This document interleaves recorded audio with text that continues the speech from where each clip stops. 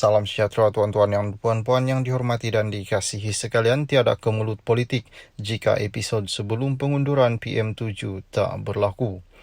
Negara tidak akan berdepan dengan kemelut politik yang berpanjangan jika kejadian yang membawa kepada peletakan jawatan Perdana Menteri ke-7 tidak berlaku titah yang di-Pertuan Agong. Menurut Al-Sultan Abdullah Sultan Ahmad, apa yang berlaku itu membawa politik Malaysia berada dalam keadaan tidak menentu. Menyampaikan titah diraja semasa istiadat pembukaan mesyuarat pertama penggal kedua Parlimen ke-15 di Parlimen hari ini, Baginda mengembas semula bagaimana kemelut politik tanah air berlaku. Ia kemudian membawa kepada pertukaran 4 Perdana Menteri selepas satu pilihan raya umum sebelum Baginda diminta memberi berkenan membubarkan Parlimen. Beta tak berniat untuk mencampuri urusan politik negara, apatah lagi untuk mengatur percaturan landscape politik tanah air. Pada pengamatan beta secara peribadi, jika episod yang membawa kepada peletakan Perdana Menteri ke-7 tidak berlaku, nescaya kemelut politik yang berlarutan sehingga PRU15 juga akan dapat dielakkan. Lebih penting lagi, kemelut politik yang membelenggu negara hampir 4 tahun lamanya boleh dielakkan jika semua ahli politik yang berhormat dan ahli politik negara bersedia untuk mengetepikan perbezaan dan bersatu padu semata-mata untuk dasar menjaga kepentingan rakyat, beta dan negara yang kita cinta ini, titahnya. Menurut Baginda, kemelut yang melanda negara sebelum ini merupakan pengalaman yang sukar untuk dilupakannya. Penyampaian ucapan titah ketika itu dalam nada yang agak santai disambut dengan ketawa oleh ahli-ahli parlimen.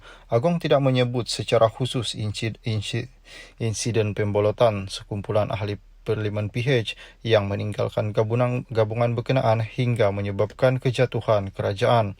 Bagaimanapun, untuk rekod langkah 11 ahli Parlimen PKR diketuai Azmin Ali ketika itu menjadi timbalan Presiden serta tindakan Muhyiddin Yassin membawa bersatu meninggalkan PH menjadi punca kejatuhan kerajaan yang sebelum itu mendapat mandat daripada rakyat. Salam sejahtera tuan-tuan puan-puan yang dihormati dan dikasihi sekalian. Titah Agong, bukti nyata prestasi cemerlang PN, kata PAS.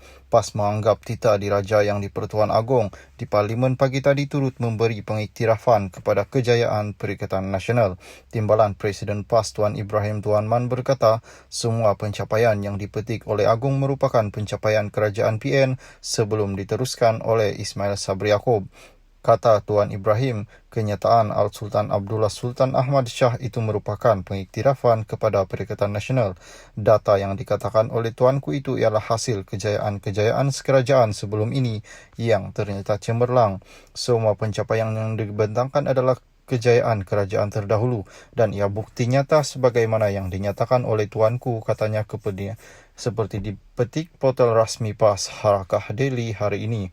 Pagi tadi, Al-Sultan Abdullah menyampaikan titah sempena pembukaan mesyuarat pertama penggal kedua Parlimen ke-15 di Parlimen yang menyentuh pelbagai isu.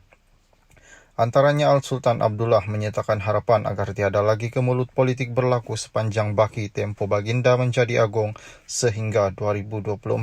Sebelum ini, krisis menyaksikan pelbagai peristiwa yang tidak pernah berlaku di negara ini, termasuk pertukaran Perdana Menteri sehingga 3 kali dalam tempoh satu penggal kerajaan.